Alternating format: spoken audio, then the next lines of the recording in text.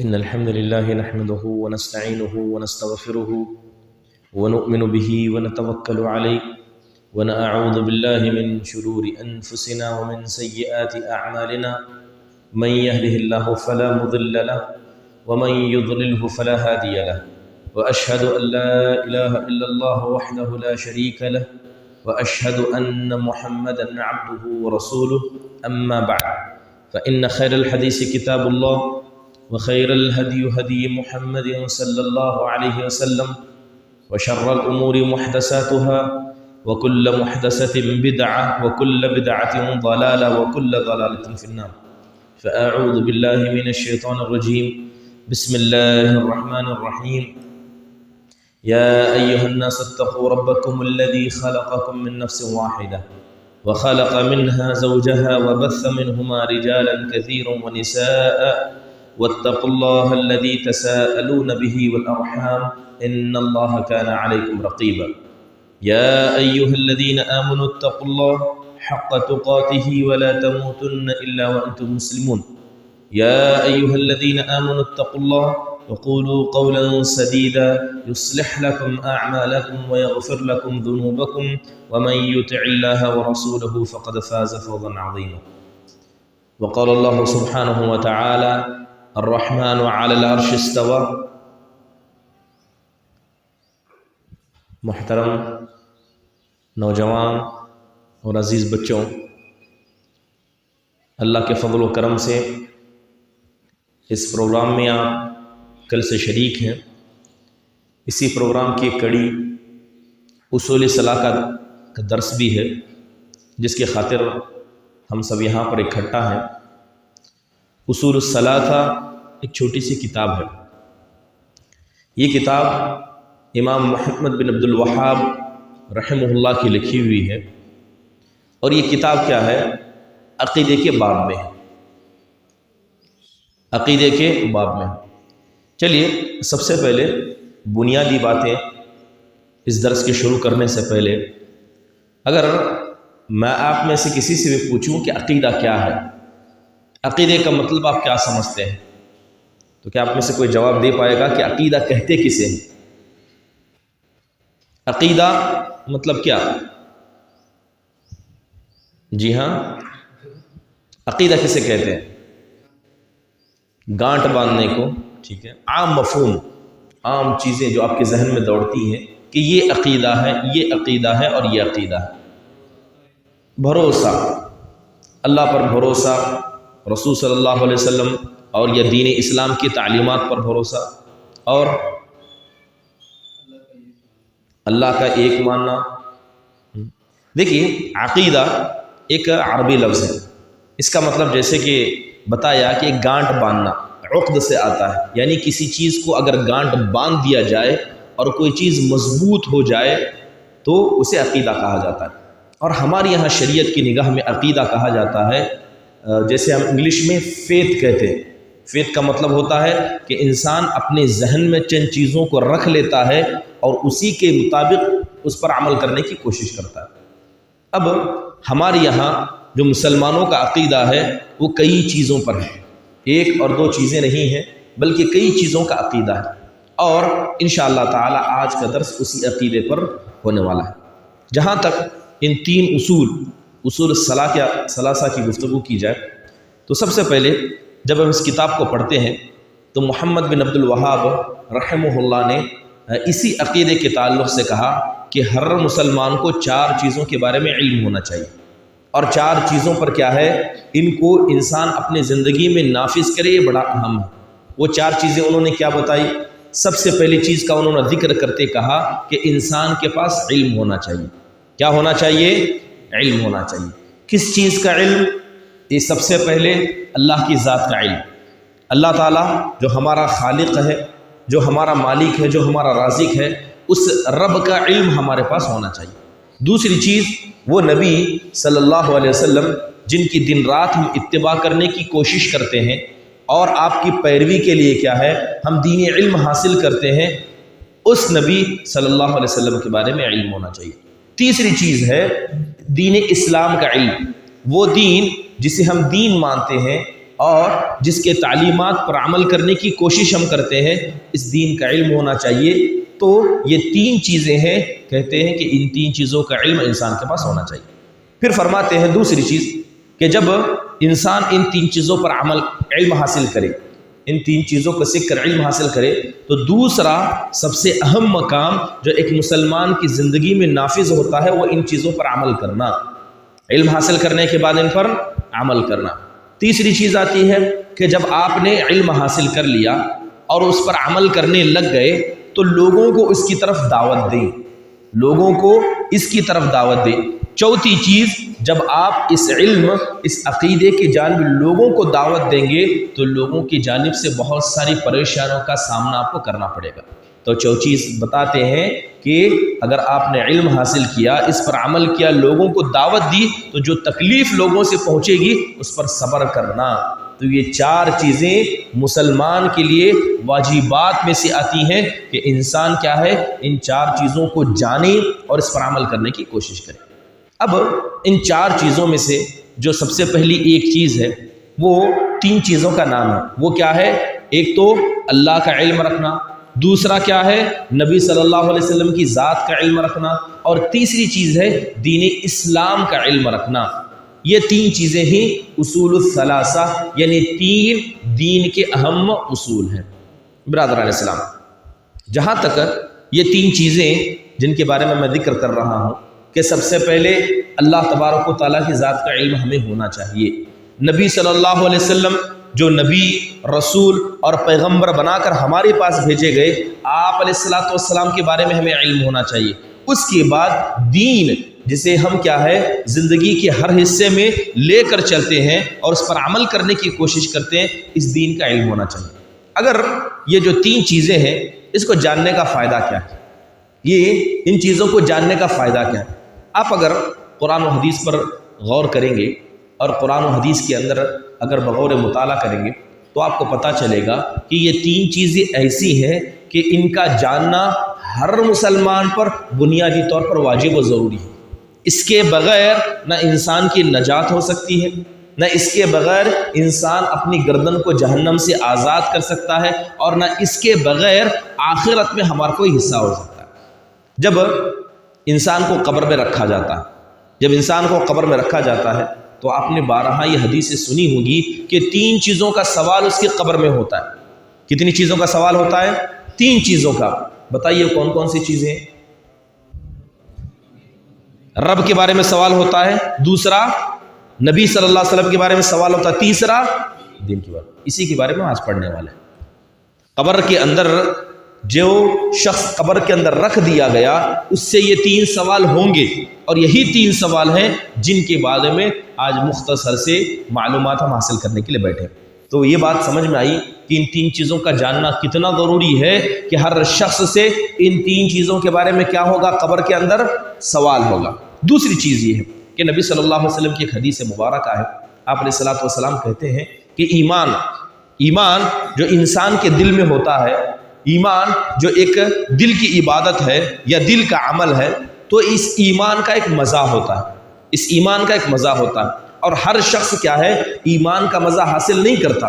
لیکن نبی صلی اللہ علیہ وسلم گارنٹی دیتے ہوئے کہتے ہیں کہ اگر کوئی آدمی ان تین چیزوں کو سیکھ لے، ان پر عمل کرے، تو اسے ایمان کا مزہ ملنے لگتا ہے، اسے ایمان کی لذت، ایمان کی چاشنی نصیب ہو جاتی ہے۔ حدیث کے اندر آپ علیہ الصلوۃ والسلام فرماتے ہیں کہ ذاق طعم الایمان من رضی باللہ ربا وبالاسلام دینا وبمحمد نبیا، کہ جس شخص نے دین اسلام کو، جس شخص نے اللہ کو بطور رب مان لیا، اسلام کو بطور دین تسلیم کر لیا، اور نبی صلی اللہ علیہ وسلم کو بطور نبی مان لیا، اس انسان نے حقیقی طور پر ایمان کا مزہ چکھ لیا، ایمان کا مزہ چکھ لیا۔ اور ایک بات یہ بھی ہے کہ اگر کوئی آدمی، جیسے میں نے بتایا کہ ان تین چیزوں کے بغیر کسی انسان کی کوئی معاملہ یا کوئی کامیابی آخرت میں نہیں ہوگی، لیکن اگر کوئی آدمی ان تین چیزوں میں پختہ ہو جائے، ان تین چیزوں کو اچھے سے سمجھ لے اور اس کے تقاضوں پر عمل کرے،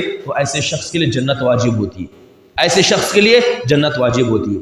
حضرت ابو سعید خدری رضی اللہ عنہ کی ایک حدیث میں آتا ہے کہ نبی صلی اللہ علیہ وسلم نے ایک مرتبہ حضرت ابو سعید خدری رضی اللہ عنہ سے پوچھا، تو حضرت ابو سعید خدری نے آپ علیہ الصلوۃ والسلام کے سوال کا جواب دیا، تو اس کے بعد اللہ کے نبی صلی اللہ علیہ وسلم حضرت ابو سعید خدری رضی اللہ عنہ کو نصیحت کرتے ہوئے کہتے ہیں کہ یا ابا سعید من رضی باللہ ربا وبالاسلام دینا وبمحمد نبیا وجبت لہ الجنہ۔ آپ نصیحت کرتے ہیں کہ اے ابو سعید، جو بھی علم تم حاصل کرنا چاہو کرو، جو بھی دنیا میں عمل کرنا چاہو کرو، لیکن یاد رکھو کہ جس نے اللہ کو رب مان کر اس کی پیروی کی اور دین اسلام کو سچا دین اور آخری دین مان کر جس نے اس کے پیچھے اپنی زندگی لگا دی اور جس نے نبی محمد صلی اللہ علیہ وسلم کو رسول مان لیا، ایسے انسان کے لیے جنت کیا ہے؟ واجب ہو جاتی ہے۔ یعنی اللہ تبارک و تعالیٰ اپنی اوپر واجب کر لیتا ہے کہ وہ ایسے شخص کو ضرور بضرور جنت عطا کرے گا۔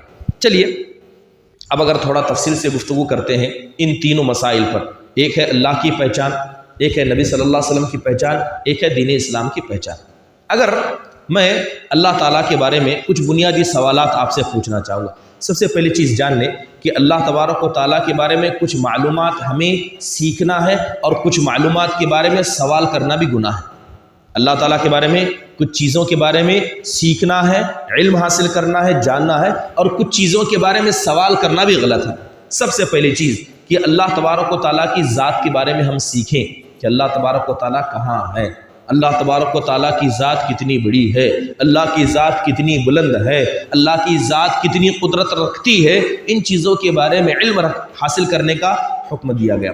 لیکن اللہ تبارک و تعالیٰ کیسے آسمان پر ہے، اللہ تبارک و تعالیٰ کے ہاتھ کیسے ہیں، یا اللہ تبارک و تعالیٰ کے بارے میں کیفیت سوال کریں کہ اللہ کیسے ہے، تو ان چیزوں کے بارے میں نہ ہمیں علم دیا گیا نہ سوال کرنے کی اجازت دی گئی۔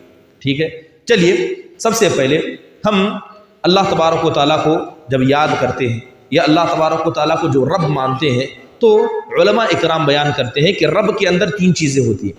اگر کوئی آدمی اللہ کو رب مانتا ہے اور اسی رب کو اپنی زندگی اور آخرت کا ملجا و مأویٰ سمجھتا ہے تو ایسا انسان کے لیے ضروری ہے کہ وہ رب کے معنی کو سمجھے۔ رب تین چیزوں کا نام ہے، اگر یہ تین صفتیں ہم رب کے اندر ڈھونڈ لیں تو سمجھ لیجئے کہ اللہ تبارک و تعالیٰ کی حقیقی پہچان اس کو ہو جاتی ہے۔ رب کے اندر تین چیزیں کیا ہیں؟ سب سے پہلی چیز کہ رب کا مطلب ہوتا ہے خالق، کہ اللہ پیدا کرنے والا ہے۔ اگر ہم اللہ کو رب مانتے ہیں تو اس کا مطلب یہ ہے کہ وہ ہمارا خالق ہے، اس نے کیا ہے؟ ہمیں پیدا کیا ہے، اور جتنی چیزیں دنیا کے اندر ہم دیکھتے ہیں ان سب کو پیدا کرنے والا کون ہے؟ اللہ تعالیٰ۔ دوسری چیز رب کے اندر جو دوسرا معنی ہوتا ہے وہ ملک کا، کہ اللہ مالک ہے۔ اللہ کس چیز کا مالک ہے؟ اللہ اس آسمان کا مالک ہے، زمین کا مالک ہے، ہماری جسموں کا مالک ہے، ہماری روحوں کا مالک ہے، یہاں تک کہ جو ہماری سانس چلتی ہے اس کا مالک بھی کون ہے؟ اللہ تبارک و تعالیٰ۔ پہلا اللہ کو رب ماننا کہ اللہ نے ہمیں پیدا کیا، دوسرا اللہ کو مالک ماننا کہ اللہ ہماری ہر چیز کا ملکیت رکھتا ہے، ہر چیز کا مالک ہے، اور تیسری چیز اللہ کو مدبر ماننا کہ اللہ ہماری تدبیر کرتا ہے۔ اللہ دن کو لاتا ہے تو رات کو لے جاتا ہے، ہواؤں کو اللہ تعالیٰ چلاتا ہے، اور اسی طرح سورج کا اپنے وقت پر آنا، چاند کا اپنے وقت پر نکلنا، اور زمین سے پیڑ پودوں کا اگنا، یہ ساری چیزیں جو ہوتی ہیں یہ ساری چیزیں کیا ہے؟ اللہ کی تدبیر سے ہوتی ہیں۔ تو تیسری چیز ہوتی ہے کہ اللہ کو آپ مدبر مانیں کہ اللہ تدبیر کر رہا ہے، اللہ اس ساری دنیا کا کیا خیال رکھ رہا ہے، اور اللہ تبارک و تعالیٰ انہیں دیکھ رہا ہے۔ چلیے برادران اسلام، اب کیا ہے اسی مسئلے کو کیا ہے تھوڑا اور تفصیل سے سمجھنے کی ہم کوشش کرتے ہیں۔ چلیے جیسے میں نے کہا کہ انسان کو علم حاصل کرنا چاہیے، اور یہ بات آپ جان لیں کہ جتنا انسان کے دل میں اللہ کا علم ہوگا اتنا انسان اللہ سے ڈرے گا۔ گویا اگر آپ کے دل میں اللہ کی پہچان نہیں ہے تو جان لیں کہ حقیقی اللہ کا ڈر کبھی آپ کے دل میں آ ہی نہیں سکتا، کبھی آ نہیں سکتا، چاہے آپ جو بھی عمل کریں اور کتنا بھی نیک نیتی سے عمل کریں۔ تو سب سے پہلے اوجب الواجبات میں سے جو چیز ہمیں آتی ہے وہ اللہ کے بارے میں علم حاصل کرنا ہے۔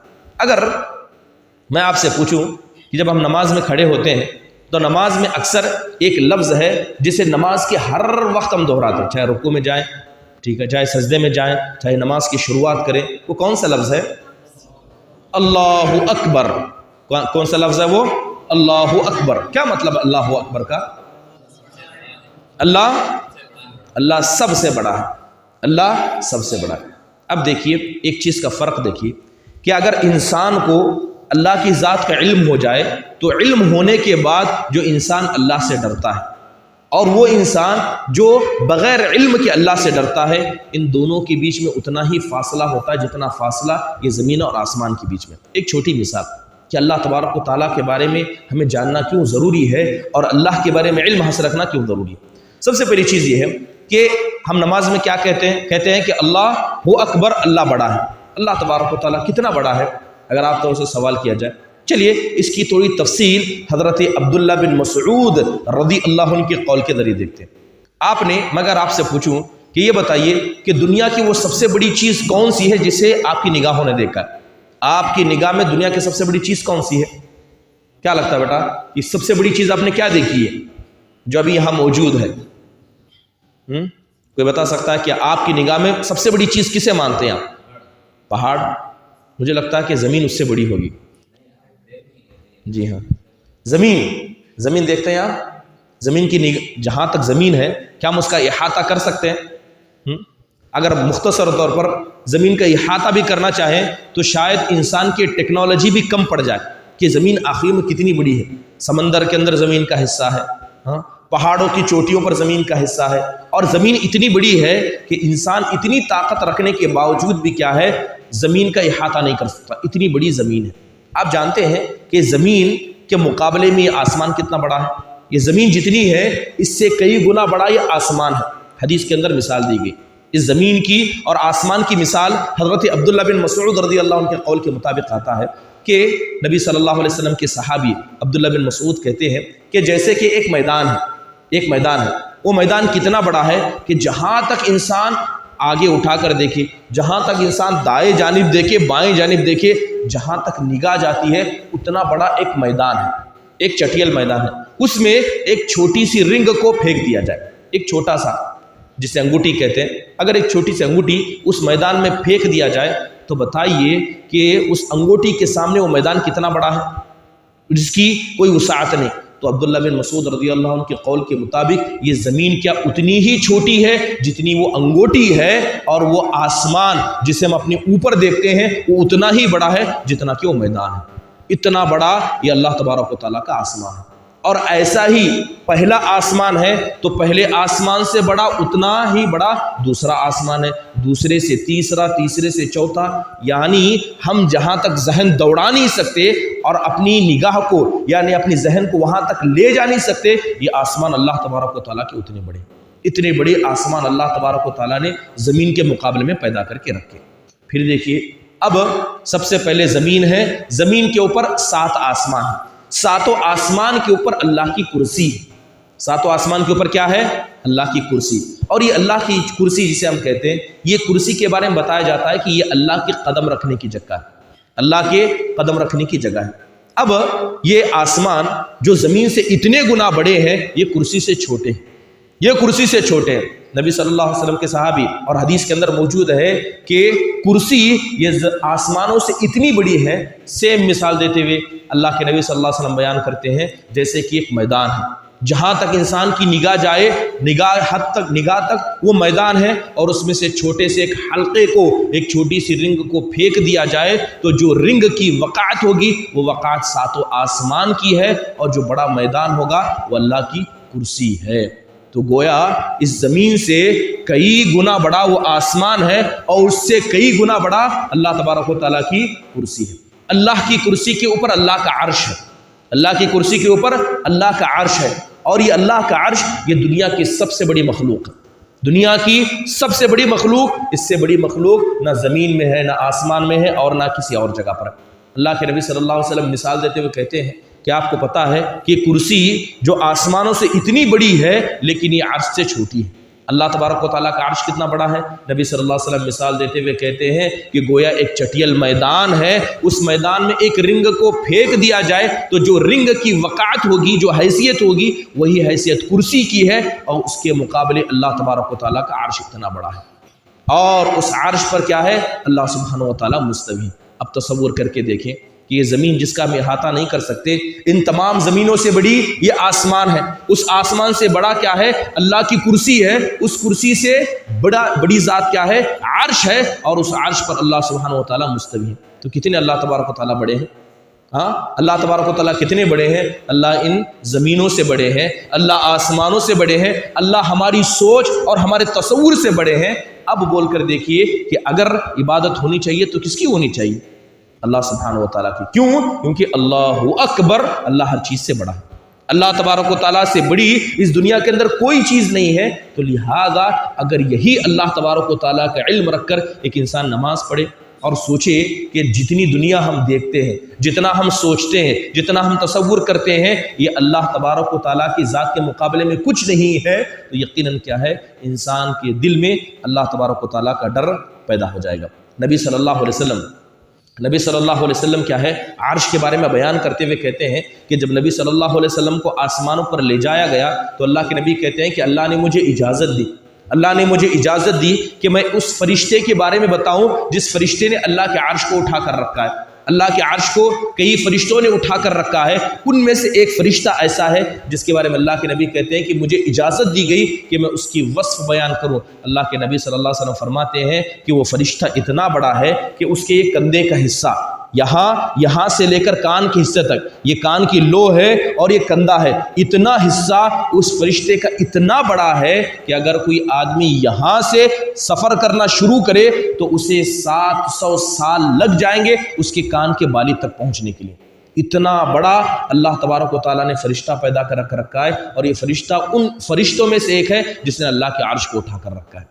تو سبحان اللہ، یہ اللہ تبارک و تعالیٰ کی ذات ہے جو ہر چیز سے بڑی ہے، لیکن انسان کیا ہے؟ اللہ تبارک و تعالیٰ کی اس قدرت کو، اللہ کی اس علم کو جاننے سے قاصر ہے۔ اس لیے اللہ نے فرمایا کہ وَمَا قَدْرُ اللَّهَ حَقَّ قَدْرِهِ، کہ لوگوں نے اللہ کی قدر کو پہچانا ہی نہیں، لوگوں نے کیا ہے؟ اللہ کی شان کو پہچانا ہی نہیں۔ اب انسان کے ذہن میں اگر یہ علم آ جائے کہ اللہ کی ذات اتنی بڑی ہے تو چاہے نہ چاہے انسان کیا ہے؟ اللہ تبارک و تعالیٰ سے ڈرنے لگ جاتا ہے۔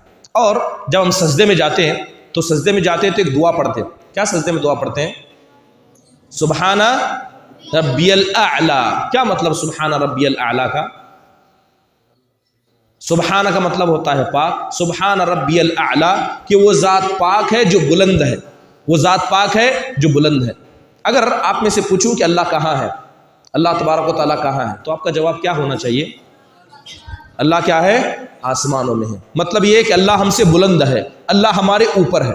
کتنا اوپر اللہ تبارک و تعالیٰ ہم سے ہے؟ 7 آسمان کے اوپر اللہ تبارک و تعالیٰ۔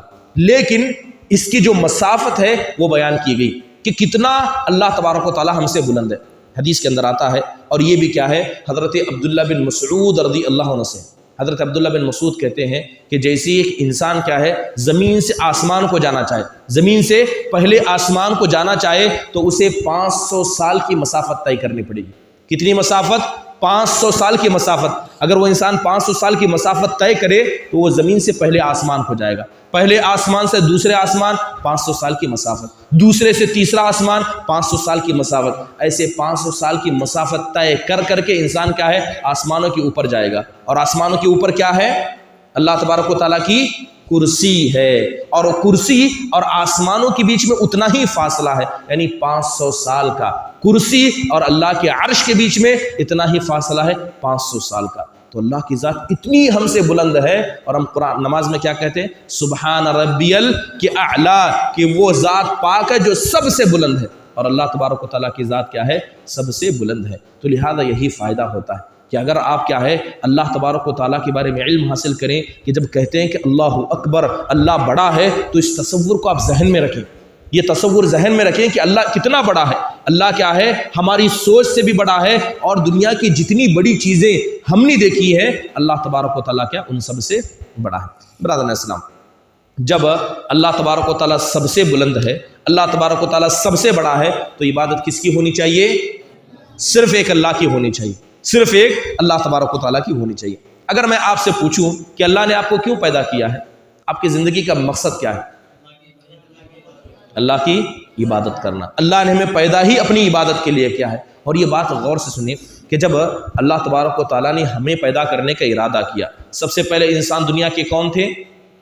حضرت آدم علیہ الصلاۃ والسلام، اللہ تبارک و تعالیٰ نے جب آدم کو پیدا کیا تو آدم ہمارے باپ ہیں جو پہلے انسان ہیں، اللہ نے ان کی فطرت میں ہی اللہ کی عبادت رکھی ہے۔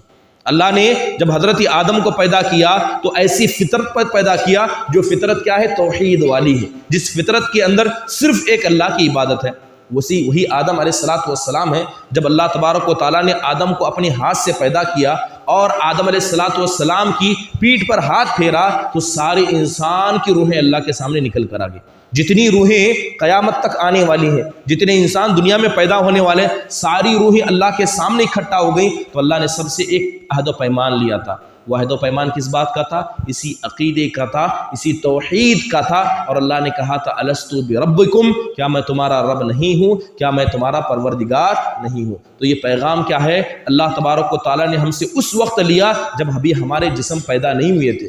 ہماری روحوں کے پیدا ہونے کے بعد اللہ نے ہم سے یہ توحید کا وعدہ لیا اور اللہ کے بارے میں علم رکھنے کا اور اللہ کے بارے میں پہچان رکھنے کا وعدہ اللہ نے ہماری پیدائش سے پہلے ہم سے لیا ہے۔ تو لہذا اسی توحید کی خاطر اللہ نے رسول بھیجے، اسی توحید کے خاطر یا اللہ کی پہچان کی خاطر اللہ نے آسمان سے کتابیں نازل کی اور نازل کر کے ہمیں بتایا کہ اللہ کے بندو، جس رب کی تم عبادت کرتے ہو، جس کے سامنے تم سجدہ کرتے ہو، پہلے اس کے بارے میں علم تو حاصل کرو کہ وہ اللہ تبارک و تعالیٰ کی ذات کیا ہے اور اللہ تبارک و تعالیٰ کی ذات کتنی بڑی ہے۔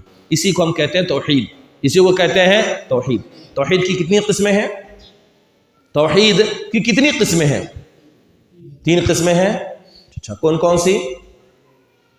توحید ربوبیت، جی، توحید الوہیت، توحید اسماء و صفات۔ چلیے یہ بتائیے کہ یہ جو توحید کی قسمیں ہیں اس میں سب سے بڑی توحید کون سی ہے؟ توحید کی 3 قسمیں ہیں، ان میں سب سے بڑی توحید کون سی ہے؟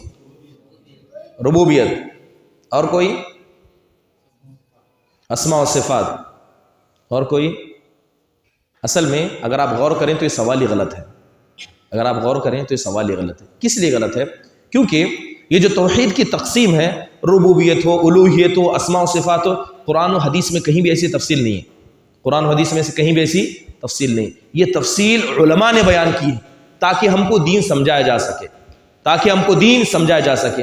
جب قرآن اللہ تبارک و تعالیٰ نے عربی زبان میں نازل کیا تھا تو صحابہ کرام اس کے معنی مفہوم کو سمجھتے تھے، لہٰذا انہیں اتنا ڈیٹیل سے سمجھانے کی ضرورت نہیں تھی کیونکہ ان کی زبان وہ تھی، نبی صلی اللہ علیہ وسلم کے الفاظ بھی اسی طرح ہوا کرتے۔ لیکن جب دین پھیل گیا اور لوگوں کے پاس بنیادی علم بھی نہ رہا تو یہ توحید کی تقسیم کی گئی۔ توحید کی کیا ہے؟ تقسیم کی گئی۔ کہا گیا کہ ایک توحید ربوبیت ہے، ایک توحید الوہیت ہے، اور ایک توحید کیا ہے؟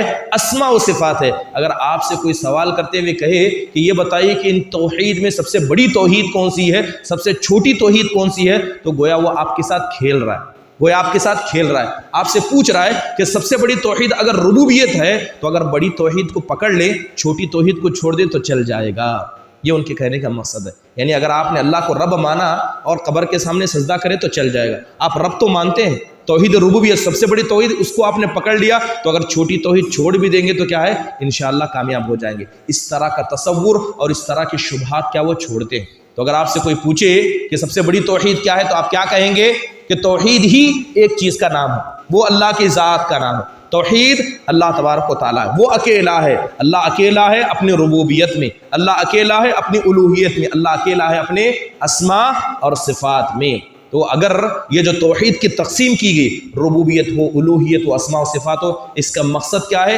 دین کو سمجھانے کی خاطر یہ تفصیل ہمارے سامنے بیان کی گئی۔ برادران اسلام، یہی بات ہے کہ اللہ تبارک و تعالیٰ کا حقیقی علم نہ رکھنے کی وجہ سے، اللہ کی ذات کا کیا ہے؟ حقیقی علم نہ رکھنے کی وجہ سے بہت سارے لوگوں کو کیا ہے، یا بہت سارے نوجوانوں کو ہمارے بہت سارے لوگوں نے گمراہ کر دیا ہے۔ چھوٹے سے شوشے چھوڑ دیتے ہیں، عقیدے کا علم نہ ہونے کی وجہ سے، اللہ کی ذات کا علم نہ ہونے کی وجہ سے چھوٹا شوشہ چھوڑ کر کیا ہے، مسلمانوں کے جو نوجوان ہیں ان کے ذہنوں کو گمراہ کر دیتے ہیں۔ ایک سوال، ایک شبہ جو اکثر کیا ہے، مشرقی لوگوں کی جانب سے، یعنی باہر کے لوگوں کی جانب سے مسلمانوں پر بطور اعتراض کیا جاتا ہے۔ حدیث کے اندر آتا ہے کہ اللہ کے نبی صلی اللہ علیہ وسلم فرماتے ہیں کہ جیسے ہی سورج نکلتا ہے، جیسے ہی سورج نکلتا ہے اور اس کے غروب کا وقت ہوتا ہے تو سورج کیا ہے؟ اللہ کے پاس جاتا ہے۔ کہاں جاتا ہے سورج؟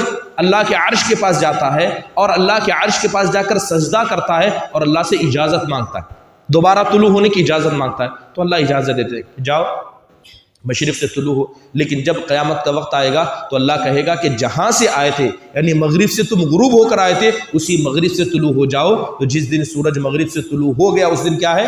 قیامت آ گئی۔ تو مستشرقین یہ سوال اٹھاتے ہوئے کہتے ہیں کہ ہم سورج کو دیکھتے ہیں تو سورج ہلتا جلتا نہیں ہے، سورج کیا ہلتا جلتا نہیں، بڑے آہستہ سے گھوم رہا ہے لیکن اپنی جگہ پر موجود ہے۔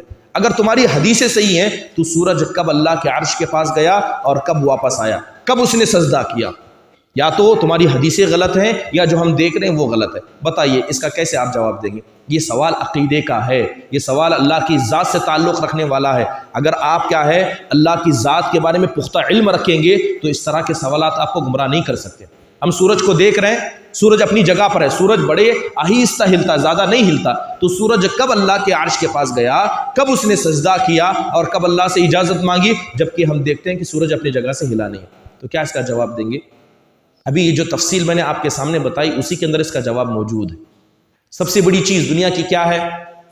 بڑی مخلوقات میں سے سب سے بڑی مخلوق کیا ہے؟ اللہ تبارک و تعالیٰ کا عرش ہے۔ تو گویا ہر چیز دنیا کی عرش کے نیچے ہے۔ یہ زمین ہے، زمین کے اوپر 7 آسمان ہے، 7 آسمان کے اوپر اللہ کی کرسی ہے، اللہ کی کرسی کے اوپر اللہ کا عرش ہے۔ تو عرش دنیا کی سب سے بڑی چیز ہے اور ہر چیز کیا اللہ کے عرش کے نیچے، ہر چیز اللہ کے عرش کے نیچے ہے۔ تو گویا سورج بھی کہاں ہے فی الحال میں؟ اللہ کے عرش کے نیچے، اللہ کے عرش کے نیچے۔ اب کیا ہے؟ سورج کب گیا، کب سجدہ کیا؟ یہ جو درخت ہمارے سامنے موجود ہے، یہ جو پہاڑ ہمارے سامنے موجود ہے، آپ جانتے ہیں کہ یہ بھی اللہ کی تسبیح بیان کرتے ہیں۔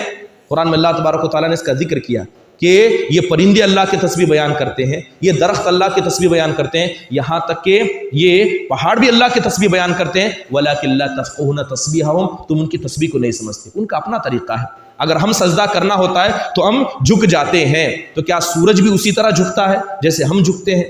جبکہ ہم کو پہاڑوں کے بارے میں نہیں پتا کہ وہ کیسی تسبیح کرتے ہیں، درختوں کے بارے میں نہیں پتا کہ کیسی تسبیح کرتے ہیں، تو ہم نے سورج کے بارے میں کیسے کہہ دیا کہ جیسے ہم آتے ہیں اور جاتے ہیں سورج بھی ویسے ہی آتے اور جاتا ہے۔ سورج سجدہ کرتا ہے، اگر حدیث کے اندر بتا دیا گیا تو نبی صلی اللہ علیہ وسلم کی بات ہے تو سورج سجدہ کرتا ہے، لیکن اس کے سجدہ کرنے کی کیفیت ہمیں نہیں پتا۔ اور جہاں تک عرش کے نیچے سجدہ کرتا ہے تو ہر چیز کیا ہے؟ اللہ کے عرش کے نیچے ہی ہے۔ تو لہذا اگر سورج اپنی جگہ پر بھی سجدہ کرے تو کہاں سجدہ کر رہا ہے؟ عرش کے نیچے ہی سجدہ کر رہا ہے۔ تو اس طرح کے سوالات کیا ہے ہمارے نوجوانوں کے سامنے پیش کیے جاتے ہیں، انہیں گمراہ کیا جاتا ہے، حدیثوں کو جھٹلانے پر انہیں کیا ہے آمدہ کیا جاتا ہے۔ اور یہ ساری چیز کیوں ہوتی ہے؟ کیونکہ ہم نے اللہ تبارک و تعالیٰ کی ذات کا حقیقی علم حاصل نہیں کیا۔ برادر السلام، چلیے ایک چھوٹا سا قصہ بیان کر کے اپنی بات کو آگے بڑھاتے ہیں۔ تاریخ کے اندر ایک آدمی کا ذکر آتا ہے، تاریخ کے اندر کیا ایک شخص کا ذکر آتا ہے، اور تاریخ کے اندر اس شخص کو مظلوم باپ کہا گیا۔ کیا کہا گیا؟ مظلوم باپ۔ تھوڑی سی تفصیل، ایک شخص تھے ان کی شادی ہو گئی، سب سے پہلے کیا ہے اللہ تبارک و تعالیٰ نے انہیں ایک بیٹا عنایت فرمایا۔ باتیں غور سے سنیں، اسی میں سے آپ سے سوال کروں گا، اسی چیزوں میں سوال کروں گا کہ پہلے بیٹا تھا، پہلی بیٹی تھی، کتنے بیٹے تھے، کتنی بیٹیاں تھیں، ٹھیک ہے؟ غور سے سنیں باتوں کو۔ سب سے پہلے اللہ تبارک و تعالیٰ نے انہیں ایک بیٹا عطا کیا۔ وہ بیٹا کیا ہے 2 سال کی عمر کو پہنچا اور انتقال کر گیا۔ کتنے سال کی عمر کو؟ 2 سال کی عمر کو پہنچا، انتقال کر گیا۔ پھر اس کے بعد اللہ تبارک و تعالیٰ نے ان شخص کے کیا ہے 4 بیٹیاں عطا کی۔ کتنی بیٹیاں؟ 4 بیٹیاں۔ 4 بیٹیوں کے بعد پھر ایک بیٹا پیدا ہوا، وہ بیٹا کیا ہے 2.5 سال کی عمر کو پہنچا، وہ بھی انتقال کر گیا۔ تو گویا پہلا بیٹا لے جا کر اس انسان نے دفنا دیا، دوسرا بیٹا جو 2.5 سال کو ہو گیا اسے لے جا کر دفنا دیا۔ اب کتنے بچے انتقال ہو گئے؟ 2 بیٹے۔ کتنی بیٹیاں زندہ ہیں؟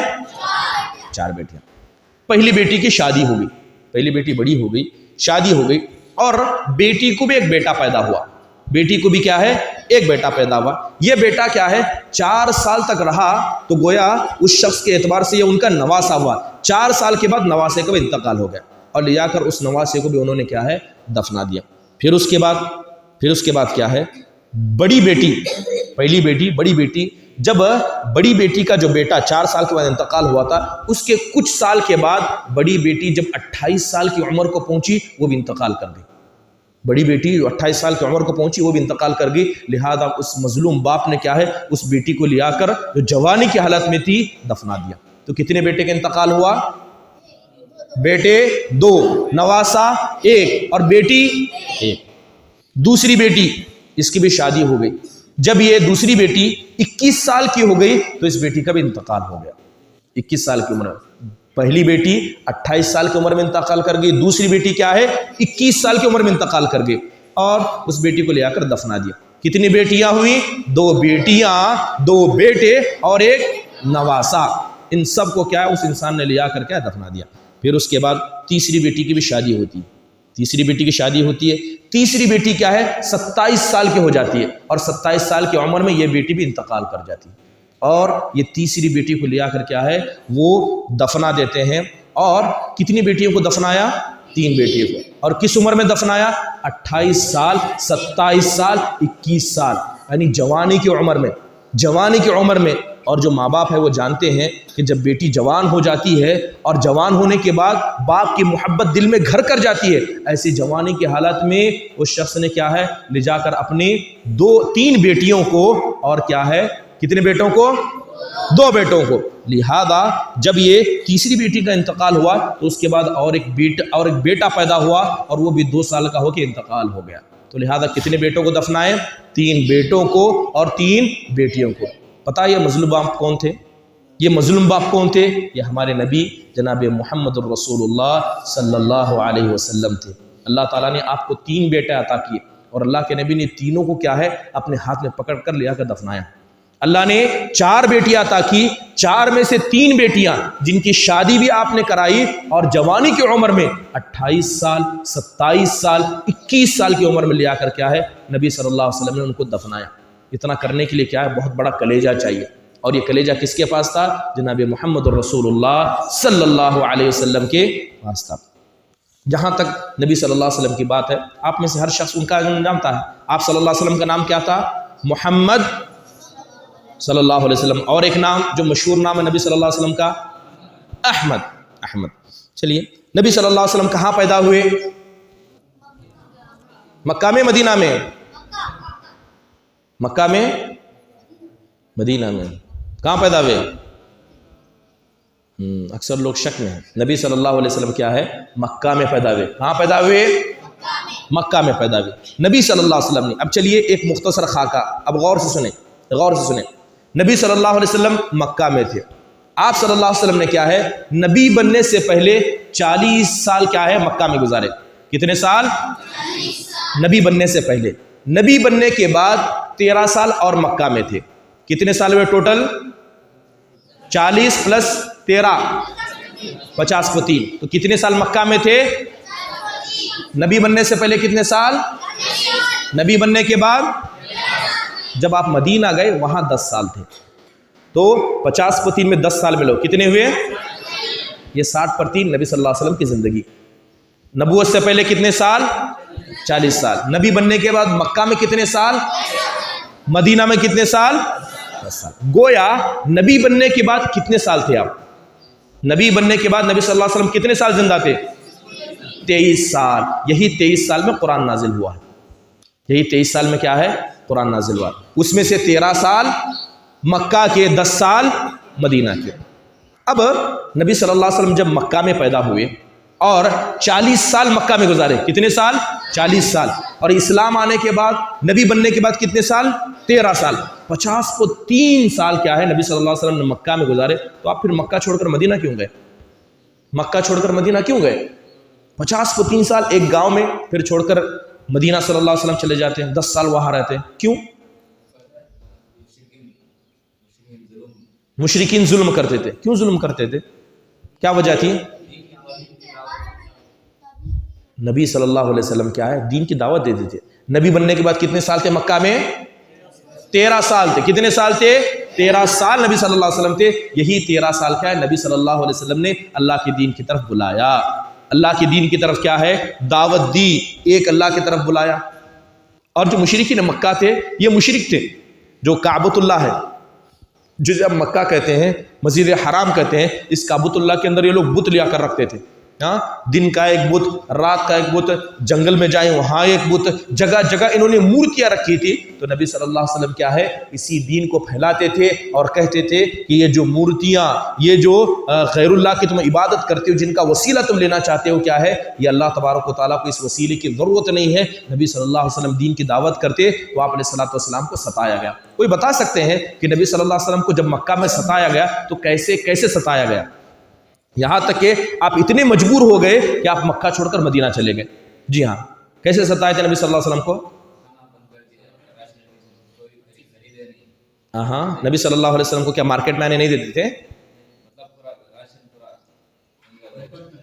اور کوئی کیسے نبی صلی اللہ علیہ وسلم کو ستائے؟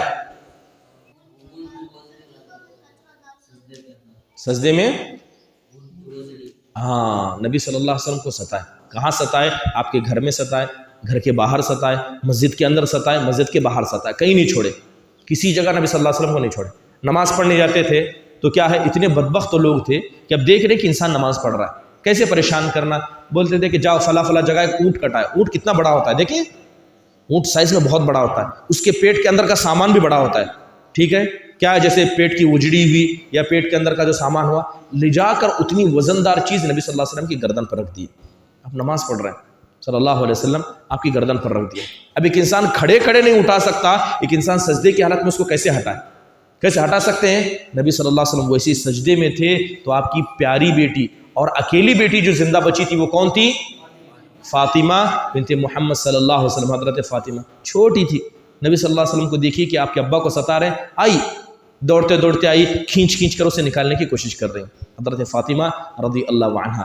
نبی صلی اللہ علیہ وسلم کیا ہے گھر سے باہر نکلتے، آپ کے راستے میں کچرا پھینک دیتے. یہاں تک بات رکی نہیں. نبی صلی اللہ علیہ وسلم جب دعوت دینے آتے تو کہتے یہ تو انسان پاگل ہے، کہتے یہ انسان پاگل ہے، یہ شاعر ہے. جس طرح کے لوگ پہاڑوں میں بیٹھ کے اپنے طور سے بنا کر باتیں بولتے ہیں، یہ نبی صلی اللہ علیہ وسلم ایسے باتیں بولتے ہیں. نبی صلی اللہ علیہ وسلم کی دعوت کا انکار کیا. اللہ کے نبی صلی اللہ علیہ وسلم کی بات ماننے کے لیے تیار نہیں. اور جو لوگ آپ کی بات مانے تھے انہیں مارا کرتے تھے. آپ کے صحابہ جو تھوڑے تھے مکہ کے اندر ستائے کرتے تھے، ان کو مارا کرتے. کسی کا غلام ہوتا تو غلام کو کیا کرتے؟ سخت گرمی میں کپڑے نکال دیتے، اوپر کے کپڑے نکال کر گرمی میں گرم پتھر پر سلاتے اور ایک پتھر اوپر سے رکھ دیتے. یہ کون سے صحابی تھے جن کے ساتھ ایسا کیا گیا؟ حضرت کچھ صحابہ ایسے تھے جنہیں کیا ہے صرف دھوپ میں ہاتھ باندھ کر چھوڑ دیتے تھے، ایسے ہی رہو جب تک تمہیں موت نہ جائے، ایسے ہی رہو. اس طرح صحابہ کو ستایا گیا، اللہ کے نبی صلی اللہ علیہ وسلم کو ستایا گیا. یہاں تک کہ اللہ کے نبی صلی اللہ علیہ وسلم نے بہت سارے صحابہ کو ہجرت کرنے کا حکم دیا. کہا کہ یہاں کیا ہے تمہارا جینا مشکل ہے، یہاں سے چلے جاؤ. صحابہ نے حبشہ کی جانب ہجرت کی. صحابہ کی ایک جماعت نے کیا ہے حبشہ کی جانب ہجرت کی. جب نبی صلی اللہ علیہ وسلم کو اتنا ستایا گیا، یہاں تک کہ ستانے کی آخری حد آپ کے قتل کا ارادہ کیا گیا. نبی صلی اللہ علیہ وسلم کو کیا ہے قتل کرنے کا ارادہ کیا گیا، تو اللہ تعالیٰ نے آپ کو سفر کرنے کی اجازت دی. اسی سفر کو کیا ہے ہجرت کہتے ہیں. کہ ایک جگہ سے جہاں پر آپ دین کی عبادت نہیں کر سکتے، دین کو نہیں مان سکتے، اس جگہ کو چھوڑ کر ایسی جگہ جانا جہاں آپ اللہ کی عبادت کر سکیں، اسے ہجرت کہتے ہیں. تو اللہ تعالیٰ نے آپ علیہ الصلوۃ والسلام کو ہجرت کا حکم دیا. کتنے سال مکہ میں رہے ٹوٹل اللہ کے نبی؟ 50 پر 3 سال. نبی بنانے سے پہلے کتنے سال؟ 40 سال. نبی بنانے کے بعد 13 سال. 50 کو 3 سال اس مکہ میں رہ کر نبی صلی اللہ علیہ وسلم مجبوری کی حالت میں کیا ہے مکہ کو چھوڑ کر نکلے. اللہ کے نبی صلی اللہ علیہ وسلم کو بہت تکلیف ہوئی.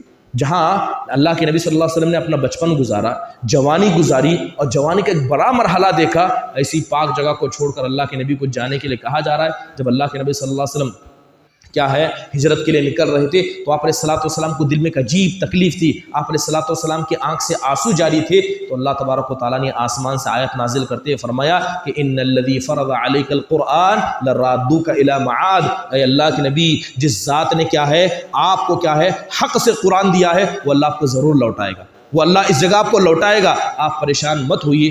نبی صلی اللہ علیہ وسلم ہجرت کر کے کہاں پہنچے؟ مدینۃ المنورہ پہنچے. تو یہ نبی صلی اللہ علیہ وسلم کی زندگی کا ایک بڑا حصہ. جب آپ مدینہ پہنچے تو مدینہ پہنچنے کے بعد نبی صلی اللہ علیہ وسلم نے سب سے پہلا کام کیا؟ سب سے پہلا آپ صلی اللہ علیہ وسلم نے وہ جگہ بنائی جس میں ہم آپ پر بیٹھے، مسجد بنائی. نبی صلی اللہ علیہ وسلم نے سب سے پہلے مسجد بنائی، دین کو پھیلایا. اب یہاں مشرکین نہیں تھے، آپ کو ستانے کے لیے پریشان کرنے کے لیے کیا ہے مشرکین نہیں تھے، لہذا آپ علیہ الصلوۃ والسلام نے دین کی دعوت کو مدینہ کے اندر پھیلایا، مدینہ کے آزو بازو میں جو غیر مسلم چاہے یہودی ہو یا کوئی اور قبیلے ہو، نبی صلی اللہ علیہ وسلم نے وہاں اسلام پہنچایا اور جگہ جگہ اسلام پہنچاتے رہے، یہاں تک کہ اللہ تبارک و تعالیٰ نے آپ کو دوبارہ مکہ لوٹایا اور آپ علیہ الصلوۃ والسلام مکہ پہنچے اور آپ نے فتح مکہ کیا، مکہ کو فتح کیا۔ نبی صلی اللہ علیہ وسلم جب مکہ فتح کیے تو آپ علیہ الصلوۃ والسلام کے سامنے وہ سارے لوگ تھے جنہوں نے آپ کو ستایا تھا، آپ کو پریشان کیا تھا، لیکن اللہ کے نبی نے کیا ہے سب کو معاف کیا۔ آپ صلی اللہ علیہ وسلم نے زندگی میں ایک مرتبہ حج کیا، یہاں تک کہ آپ علیہ الصلوۃ والسلام کا انتقال مدینہ میں ہوا۔ کہاں پر آپ کا انتقال ہوا؟ مدینہ میں نبی صلی اللہ علیہ وسلم کا انتقال ہوا۔ یہ نبی صلی اللہ علیہ وسلم کی پوری زندگی کا ایک مختصر سا حصہ ہے، نبی صلی اللہ علیہ وسلم کی زندگی کا حصہ۔ کتنے ٹوٹل بیٹیاں تھیں آپ کے؟ 4 بیٹیاں تھیں۔ آپ کی زندگی میں کتنی بیٹیوں کا انتقال ہوا؟ کتنے بیٹے آپ کے تھے؟ کتنے بیٹوں کا انتقال ہوا؟ نبی صلی اللہ علیہ وسلم کے 3 بیٹے تھے، تینوں بیٹے کوئی بھی کیا ہے 3 سال کی عمر کو نہیں پہنچے، 2 سال 2.5 سال اور 2+ سال، اتنے میں نبی صلی اللہ علیہ وسلم کے سارے بیٹوں کا انتقال ہو گیا۔ آپ کی بیٹیاں کتنی تھی؟ 4 بیٹیاں۔ ایک ہی بیٹی ہے جو نبی صلی اللہ علیہ وسلم کے انتقال تک زندہ تھی، وہ کون تھی؟ حضرت فاطمہ رضی اللہ عنہا، اور ان کے بھی 2 بیٹے تھے، 2 نواسے نبی صلی اللہ علیہ وسلم کے، پیارے نواسے، کون کون؟ حسن اور حسین رضی اللہ عنہ۔ چلیے، جہاں تک نبی صلی اللہ علیہ وسلم ہمارے نبی ہیں، ان سے محبت کرنا ہمارے دین کا حصہ ہے، اور میں نے دین کے 3 اصول بتائے۔ دین کے 3 اصول کیا ہے؟ ایک ہے اللہ کی پہچان رکھنا، دوسرا نبی صلی اللہ علیہ وسلم کی پہچان رکھنا، اور تیسرا کیا ہے؟ دین کی پہچان رکھنا۔ اب ہم نبی صلی اللہ علیہ وسلم کے بارے میں گفتگو کر رہے ہیں۔ جہاں تک نبی صلی اللہ علیہ وسلم کی خاصیت ہے، انبیاء بھی اللہ نے بہت سارے بھیجے، نبی کی کمی نہیں ہے۔ قرآن میں خود اللہ تبارک و تعالیٰ نے 25 سے 27 نبیوں کا ذکر کیا ہے، ان میں سے اللہ کے نبی صلی اللہ علیہ وسلم کا ذکر ہے، لیکن کیا ہے ہمارے نبی صلی اللہ علیہ وسلم کی کچھ خاصیتیں تھی، ایسی خاصیتیں کسی غیر کو نہیں دی گئی تھی۔ آپ علیہ الصلوۃ والسلام کیا نبیوں کے سردار تھے۔ آپ جانتے ہیں کہ نبی صلی اللہ علیہ وسلم کی ایسی کون سی خاصیت تھی جو دوسرے نبیوں کے اندر نہیں تھی؟ کوئی خاصیت آپ بتا سکتے ہیں کہ ایسی خاصیت جو صرف نبی صلی اللہ علیہ وسلم کو دی گئی؟ ایسی خاصیت جو صرف نبی کی تھی۔ چلیے، وقت بڑا کم ہے، شیخ 8:15 تک ٹائم ہے، 8:30 تک، ٹھیک ہے۔ چلیے، نبی صلی اللہ علیہ وسلم کی کچھ خاصیتوں کے بارے میں بتاتا ہوں۔ سب سے پہلی چیز یہ ہے کہ جب اللہ تبارک و تعالیٰ نے نبیوں کو پیدا کیا، یعنی اللہ تبارک و تعالیٰ نے روحوں کو پیدا کیا، سب سے پہلے انسان کون تھے دنیا کے؟ حضرت آدم علیہ السلام۔ جب آدم علیہ السلام کو پیدا کیا گیا تو اللہ نے ایک عہد و پیمان لیا تھا تمام روحوں سے، وہ عہد و پیمان اللہ کی توحید کا تھا۔ اسی طرح اللہ نے سارے نبیوں سے بھی عہد و پیمان لیا ہے، جتنے نبی آئیں گے سب نبیوں سے پیمان لیا تھا، وہ عہد و پیمان آپ صلی اللہ علیہ وسلم کی نبوت کا تھا کہ سارے نبی جتنے بھی آئیں گے وہ نبی صلی اللہ علیہ وسلم کو مانیں گے، ایسا عہد و پیمان اللہ نے نبیوں سے لیا تھا۔ دوسری اہم چیز ہے کہ جتنے بھی لوگ دنیا میں آئیں گے، چاہے وہ نبی ہو، رسول ہو، یا یہ کہیں کہ دنیا کے بزرگ لوگ ہو، سب کے سردار کون ہیں؟ اللہ کے نبی صلی اللہ علیہ وسلم ہوں گے۔ اللہ تبارک و تعالیٰ نے آپ کے گناہوں کو معاف کر دیا، آپ علیہ الصلوۃ والسلام کے اگلے پچھلے سارے گناہ معاف کر دیے گئے تھے، اور آپ علیہ الصلوۃ والسلام کو دعوت مستجابہ کہا جاتا ہے۔ اللہ کے نبی صلی اللہ علیہ وسلم جب دعا کرتے تو آپ کی دعا کیا ہے؟ رد نہیں کی جاتی۔ آپ جانتے ہیں کہ قرآن میں اللہ تبارک و تعالیٰ نے بہت ساری چیزوں کی قسم کھائی ہے، جیسے اللہ نے کیا آسمان کی قسم کھائی، آسمان کی قسم کھائی کیونکہ یہ بڑی مخلوق ہے، ٹھیک ہے۔ اللہ تبارک و تعالیٰ نے اپنی بڑی بڑی مخلوقات کی قسم کھائی، اور جب اللہ کسی چیز کی قسم کھاتا ہے تو اس کا مقصد یہ ہے کہ وہ چیز اللہ کے نزدیک کیا ہے؟ اہمیت کی حامل ہے۔ تو اللہ تعالیٰ نے نبی صلی اللہ علیہ وسلم کی عمر کی بھی قسم کھائی۔ اللہ نے نبی صلی اللہ علیہ وسلم کی جو عمر، کتنی عمر نبی صلی اللہ علیہ وسلم کی تھی ٹوٹل؟ 60 پر 3 سال، اللہ تعالیٰ نے اسی 60 پر 3 سال کی قسم کھائی ہے قرآن میں۔ اللہ تعالیٰ نے قسم کھائی، اللہ نے کسی ایسے نبی کی قسم نہیں کھاتی۔ اللہ تبارک و تعالیٰ نے کیا ہے جب لوگوں کو پکارا تو کہا اے نوح، اے موسیٰ، اے ہارون، اللہ نے نبیوں کا نام لے کر پکارا، لیکن جب اللہ کے نبی صلی اللہ علیہ وسلم کو پکارا تو کہا یا ایھا الرسول، یا ایھا النبی، اے نبی، اے ہمارے رسول، ایسے پیارے پیارے ناموں سے اللہ نے نبی صلی اللہ علیہ وسلم کو پکارا ہے۔ اس کے علاوہ نبی صلی اللہ علیہ وسلم کو جو معجزات دیے گئے تھے، اللہ کے نبی صلی اللہ علیہ وسلم کے معجزات، سب سے بڑا معجزہ جو آپ علیہ الصلوۃ والسلام کے انتقال کے بعد بھی باقی ہے، جو ہمیشہ قیامت تک باقی رہے گا، وہ معجزہ کون سا ہے؟ قرآن کا۔ وہ معجزہ قرآن کا ہے جو ہمارے پاس ہے، جس کی تلاوت ہم بہت کم کرتے ہیں، جس کی تلاوت کیا ہے ہم بہت ہی کم کرتے ہیں، جس کے معنی و مفہوم کو سمجھنے کی کوشش بھی نہیں کرتے۔ مجھے کل چند بچے دعا پڑھنے کے لیے ساتھ میں بیٹھے ہوئے تھے، ان میں سے تقریباً 6 بچے جو میرے ساتھ بیٹھے ہوئے تھے جنہیں الف با پڑھنا بھی نہیں آتا، 15-16 سال کے بچے، وہ بچے یہاں موجود ہیں، 15 سال کے بچے ہو گئے ہیں اور ان کو الف با پڑھنا نہیں آتا۔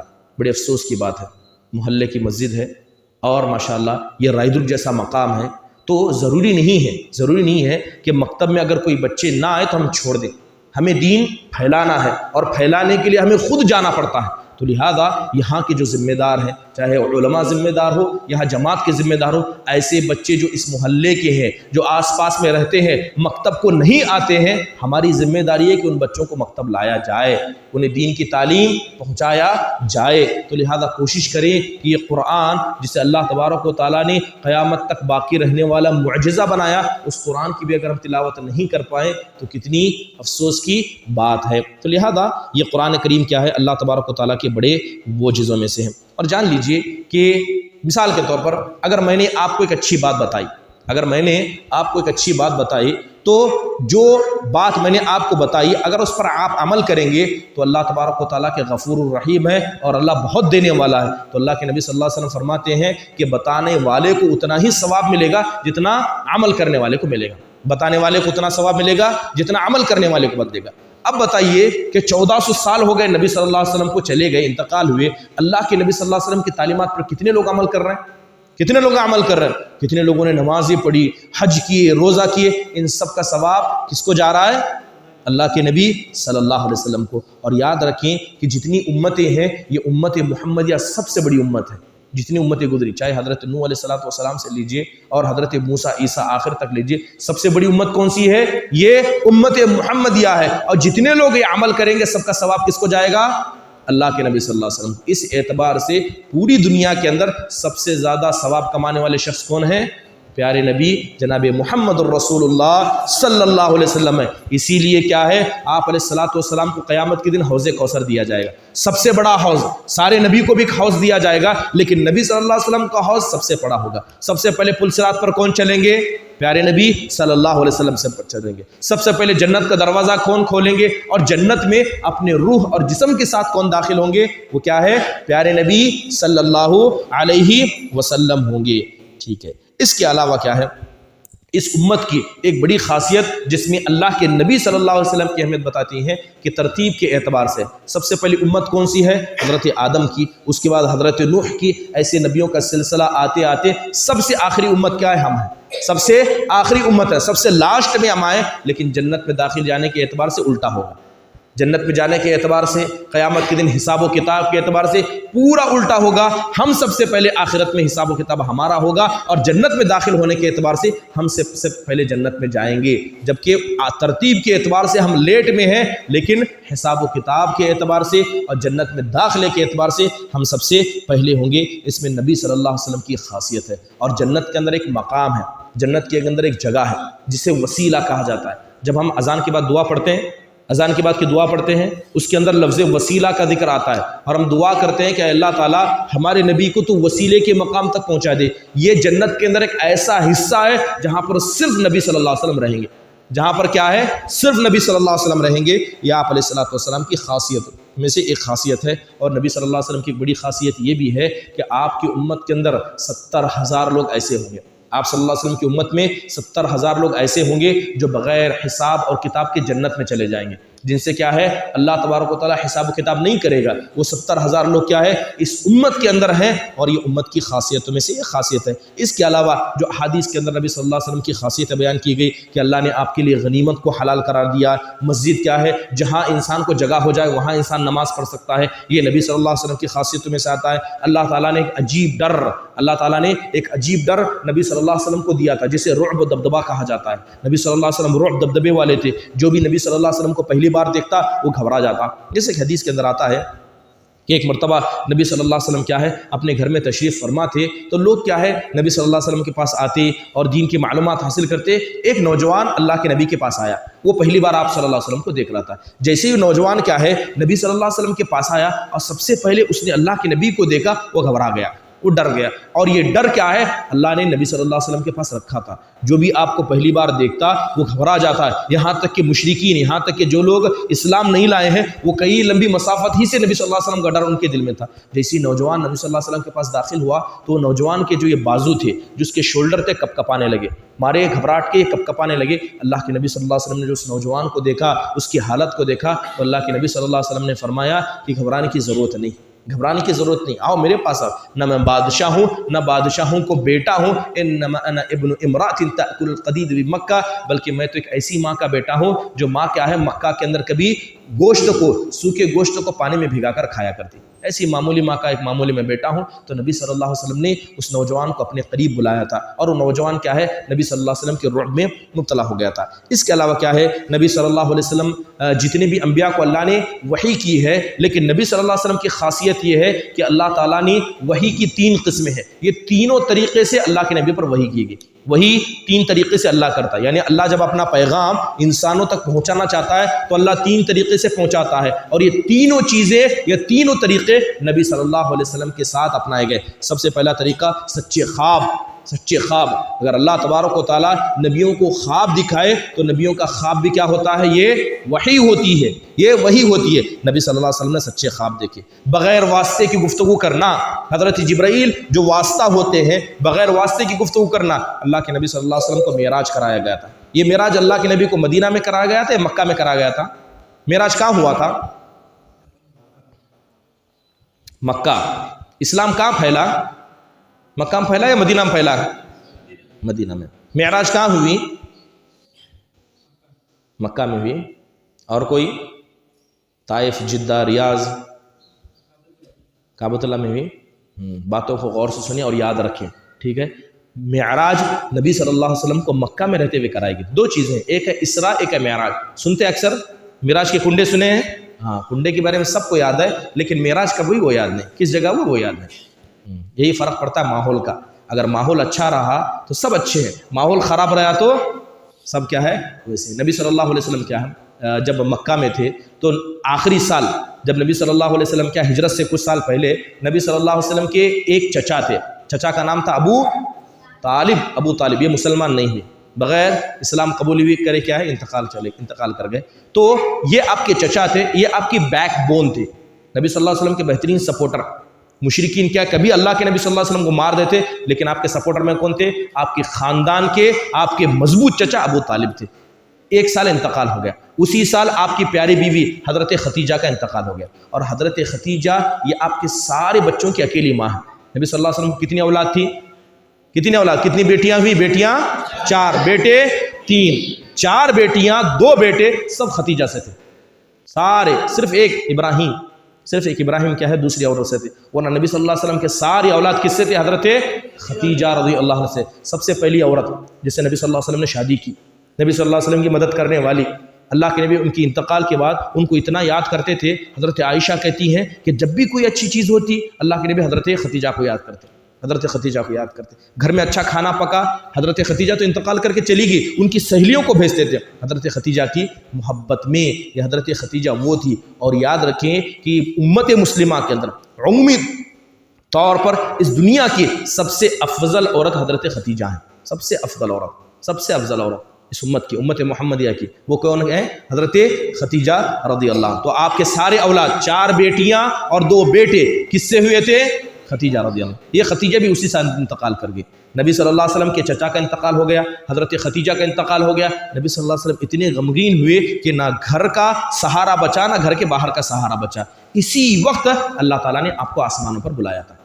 آسمانوں پر نبی صلی اللہ علیہ وسلم کو بلایا تھا تاکہ آپ کو تسلی دی جائے کہ اللہ بھی موجود ہے، اللہ کی ذات باقی ہے. اگر آپ کے گھر کا سہارا ٹوٹ گیا، گھر کے باہر کا سہارا ٹوٹ گیا، تو آپ اس سہاروں کو پکڑیے جو سہارا کبھی خیانت نہیں کرتا. وہ سہارا کس کا ہے؟ وہ اللہ کی ذات کا سہارا ہے. فَإِنَّهُ الرُّكْنُ فَإِنْ خَانَتْكَ الْأَرْكَانُ کہ اللہ کا سہارا اتنا مضبوط سہارا ہے کہ دنیا کے سارے سہارے دھوکہ دے سکتے ہیں، لیکن اللہ کا سہارا کبھی انسان کو دھوکہ نہیں دے سکتا. تو اللہ تبارک و تعالیٰ نے آپ کو آسمان پر بلایا، جنت کو دکھایا گیا، جہنم کو دکھایا گیا، انبیاء سے گفتگو کرائی گئی آپ صلی اللہ علیہ وسلم کے دل کو تسلی پہنچانے کے لیے. اور یہ کہاں ہوا ہے؟ مکہ میں، مدینہ میں یا طائف میں؟ کہاں ہوا ہے؟ مکہ میں ہوا ہے. کہاں ہوا ہے؟ مکہ کے اندر. ٹھیک ہے. تو نبی صلی اللہ علیہ وسلم کیا ہے جب معراج پر گئے تھے تو اللہ نے آپ سے بغیر واسطے کے کلام کیا تھا. یہ وحی کا دوسرا قسم تھا. اور وحی کی تیسری قسم حضرت جبرائیل کے ذریعے آنا. تو یہ تینوں قسم کی وحی کیا ہے نبی صلی اللہ علیہ وسلم کے ساتھ کی گئی تھی. یہ نبی صلی اللہ علیہ وسلم کی خاصیت میں سے ہے. اس کے علاوہ بہت ساری باتیں ہیں.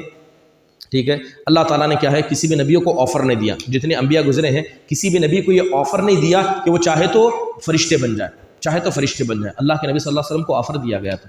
اللہ کے نبی کو آفر دیا گیا تھا. ایک فرشتہ آسمان سے آیا، حضرت جبرائیل علیہ السلام موجود تھے. تیز آسمان میں آواز آئی تو نبی صلی اللہ علیہ وسلم نے آسمان کی طرف دیکھا تو حضرت جبرائیل نے پوچھا کہ جانتے ہیں کس چیز کی آواز ہے؟ تو اللہ کے نبی نے کہا کہ نہیں پتہ. تو اللہ کے نبی سے کہا گیا کہ یہ آسمان کا ایک وہ دروازہ ہے کہ یہ پہلی بار کھولا گیا. اس سے پہلے یہ آسمان کا دروازہ نہیں کھولا گیا. اس میں سے ایک فرشتہ آیا. اللہ کے نبی صلی اللہ علیہ وسلم سے جبرائیل کہتے ہیں کہ یہ وہ فرشتہ ہے جو زمین پر پہلی بار آیا، اس سے پہلے بھی نہیں آیا. وہ فرشتہ آ کر کہتا ہے اے اللہ کے نبی صلی اللہ علیہ وسلم، اللہ نے مجھے کہا ہے کہ میں آپ سے کہوں کہ اللہ آپ کو آفر دیتا ہے، چاہے تو آپ انسان رہیں، چاہے تو اللہ ابھی آپ کو فرشتہ بنا دے، ابھی اللہ آپ کو فرشتہ بنا دے. نبی صلی اللہ علیہ وسلم سے حضرت جبرائیل کہتے ہیں کہ تواضع لربک یا محمد، اے اللہ کے نبی اللہ کے سامنے تواضع کیجئے، انسان ہے انسان رہیے، فرشتہ بننے کی مانگ مت کیجئے. تو اللہ کے نبی صلی اللہ علیہ وسلم نے کہا کہ میں ان کے بیچ میں ایک عام انسان کی طرح اور ان کا پیغمبر رسول بن کر رہنا چاہتا ہوں. تو اللہ کے نبی صلی اللہ علیہ وسلم نے انسان بننا پسند کیا. یہ آفر کسے دیا گیا؟ صرف اللہ کے نبی صلی اللہ علیہ وسلم کو دیا گیا تھا. ٹھیک ہے. اس کے علاوہ نبی صلی اللہ علیہ وسلم کی بہت ساری خاصیت ہیں. یہ تو دنیا کی خاصیت ہوئی. آخرت کے اندر نبی صلی اللہ علیہ وسلم کا مقام کے وسیلہ دیا جائے گا، اور اس امت کے جتنے بھی لوگ ہوں گے جو وضو کریں گے ان کے وضو کے اعضاء قیامت کے دن چمکیں گے. نبی صلی اللہ علیہ وسلم کا حوض کوثر سب سے بڑا ہوگا. سب سے پہلے پل صراط پر اللہ کے نبی چلیں گے اور اللہ کے نبی کو نبیوں پر گواہ بنایا جائے گا. اس کے علاوہ اس امت کے بہت سارے ایسے ہوں گے جن کا ثواب کم ہوگا، یعنی عمل کم ہوگا لیکن ثواب کیا ہے بہت زیادہ دیا جائے گا عمر کم ہونے کے بعد بھی. اور اس امت کی بڑی خاصیت جو آخرت میں نبی صلی اللہ علیہ وسلم کی وجہ سے ملے گی، جنت. جانتے ہیں جنت کتنی بڑی ہے جس کا تصور بھی نہیں کر سکتے. جنت اللہ تبارک و تعالیٰ کی اتنی بڑی نعمت ہے. حدیث کے اندر آتا ہے کہ جنت کے اندر 120 صف ہوں گے. کتنے ہوں گے؟ 120 صف. پوری دنیا کے لوگ جو جنت میں جائیں گے، جتنے بھی لوگ جنت میں جائیں گے 120 صف میں کھڑے ہوں گے. اس میں سے 80 صف اس امت محمدیہ کے ہوں گے. کتنے صف ہوں گے؟ 80 صف. گویا بقیہ 40 صف پہلے امتوں کے. یہ نبی صلی اللہ علیہ وسلم کی خاصیتوں میں سے ہے کہ اللہ تبارک و تعالیٰ نے جس طرح آپ کو فضل دیا، آپ کو اچھا بنایا، اس امت کو بھی کہ اللہ تعالیٰ نے خیر امت بنایا. یہ نبی صلی اللہ علیہ وسلم کی خاصیت ہوئی. اب اس کے تقاضے بہت سارے ہوتے ہیں. اب بس کیا یہ باتیں سن کر چھوڑنا ہے؟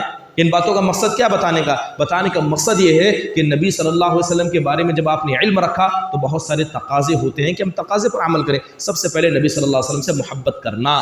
آپ کی محبت دل میں ہونی چاہیے، صرف زبان پر نہیں کہ آپ کا نام آئے تو کیا کریں ہم؟ انگلیاں چومیں. نام آئے تو انگلیاں چومیں، آنکھوں پر ہاتھ پھیریں. یہ محبت ہے. ہاں، وہی لوگ جو یہ سب کرتے ہیں گھر میں جانے کے بعد نبی صلی اللہ علیہ وسلم کی سنتوں کو بھول جاتے ہیں. مارکیٹ میں جانے کے بعد نبی صلی اللہ علیہ وسلم کی سنتوں کو بھول جاتے ہیں. اسے کہا جاتا ہے جھوٹی محبت. کیا کہا جاتا ہے اسے؟ جھوٹی محبت. دل میں محبت نہیں لیکن اوپر سے دکھاوا. تو کیا فائدہ کرتا ہے؟ یہ انسانوں کے بارے میں فائدہ نہیں کرتا. یہ تو نبی صلی اللہ علیہ وسلم کے بارے میں کیسے انسان کو فائدہ کرے گا؟ سب سے پہلی چیز کیا ہے؟ نبی صلی اللہ علیہ وسلم سے محبت کرنا. اور اس کے بعد کیا ہے؟ دوسرا تقاضا یہ ہوتا ہے کہ نبی صلی اللہ علیہ وسلم کی جتنی تعلیمات ہے سب پر عمل کرنے کی کوشش کرنا. اب نبی صلی اللہ علیہ وسلم کی کیا ہے؟ جو سنتیں ہیں وہ 3 طرح کی ہیں. نبی صلی اللہ علیہ وسلم کی سنتیں کتنی قسم کی ہیں؟ 3 قسم کی. یا تو ایک قولی جسے اللہ کے نبی نے زبان سے کرنے کا حکم دیا کہ ایسا کرو، یا تو فعلی جسے اللہ کے نبی نے خود کیا ہے، اللہ کے نبی نے خود کیا ہے اور آپ کو دیکھ کر صحابہ نے کیا، یہ فعلی. ایک ہوتا ہے تقریری سنت. تقریری سنت کا مطلب یہ ہے کہ نبی صلی اللہ علیہ وسلم نے کیا نہیں لیکن آپ کے سامنے کیا گیا تو آپ نے اسے روکا بھی نہیں. پہلا یا تو آپ نے زبان سے کہا ہوگا، اسے کہا جاتا ہے قولی سنتیں. دوسرا فعلی سنتیں جسے اللہ کے نبی نے خود کیا ہوگا. تیسری کیا ہے؟ تقریری سنتیں جسے اللہ کے نبی نے نہیں کیا لیکن آپ کے سامنے کیا گیا تو آپ علیہ الصلوۃ والسلام نے اسے روکا بھی نہیں. تو یہ کیا ہوا؟ تقریری سنتیں. یہی وجہ ہے کہ یہ سنتوں کی تقسیم نہ سمجھنے کی وجہ سے بہت سارے لوگوں نے کیا اصلی سنتوں کو چھوڑ کر ایسی چیزوں کو پکڑ لیا جس کا ثواب کیا ہے عمومی طور پر کم ہوتا ہے. جیسے کیا ہے؟ سب سے پہلی چیز کیا ہے؟ نبی صلی اللہ علیہ وسلم کی اتباع ہمیں کرنا ہے. نبی صلی اللہ علیہ وسلم کو دیکھ کر ہمیں کرنا ہے. ان میں سے کیا ہے؟ عبادات کے اندر جتنی بھی عبادتیں نبی صلی اللہ علیہ وسلم نے کی ہیں ان عبادتوں کو ویسے ہی کرنا. یہ نبی صلی اللہ علیہ وسلم کی سنتوں میں ایسا آتا ہے. لیکن کچھ چیزیں نبی صلی اللہ علیہ وسلم کے ساتھ خاص تھی، کچھ چیزیں نبی کے ساتھ خاص تھی، آپ اس میں نبی کی اتباع نہیں کر سکتے. کچھ چیزیں جو نبی کے ساتھ خاص تھی آپ اس میں اتباع نہیں کر سکتے بلکہ اس میں نبی کی اتباع کرنا حرام ہے. اس میں نبی کی اتباع کرنا حرام ہے. جیسے نکاح، نبی صلی اللہ علیہ وسلم کی کتنی شادیاں ہوئیں، کیا ہم وہ شادیاں کر سکتے ہیں؟ نبی نے کیا تو کیا ہم کر سکتے ہیں؟